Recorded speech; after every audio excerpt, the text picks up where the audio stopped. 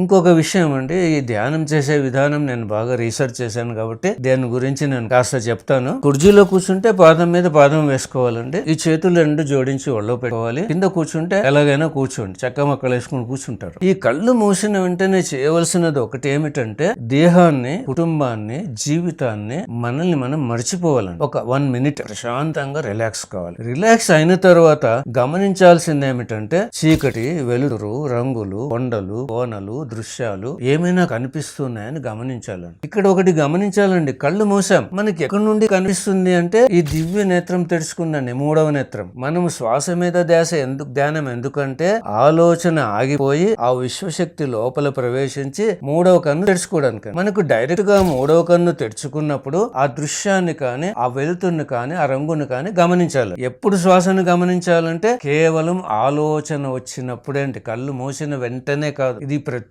ఒక్కరూ గుర్తు పెట్టుకోవాల్సిన విషయం. ఇంకా శ్వాస మీద ధ్యాస అవసరం లేదు, ఇది తెలుసుకోవడానికి. ఇది తెలుసుకుంది ఏం కనిపిస్తుందో గమనించాలి. ఆలోచన వచ్చినప్పుడు శ్వాస మీద ధ్యాస. ఏ శ్వాస? సహజమైన శ్వాస అండి. అంటే మనకు ఆడుతున్న ఊపిరిని గమనించాలండి. మనం కొద్దిగా కూడా తీసుకోవటం, వదలటం చేస్తే అది ఎక్సర్సైజ్ అవుతుంది, మనకు ధ్యానం కుదరదండి. అర్థం కాలేదనుకోండి, ఒక సులభమైన టెక్నిక్ ఏమంటే ఈ వేలు ఇలా మడిచి ముక్కు కొనకు తాకిస్తే వెచ్చని స్పర్శ అదండి శ్వాస. ఇలా పెట్టేసుకోవాలి, చేతులు కట్టేసుకోవచ్చు. ఆ స్పర్శను గమనిస్తే శ్వాస ఆడే టెక్నిక్ అర్థమవుతుంది, ఆలోచన ఆగిపోతుందండి. కనిపించినప్పుడు కనిపించాలండి, గమనించాలి. ఆలోచన వస్తే మరి శ్వాస మీద ధ్యాస పెట్టాలి.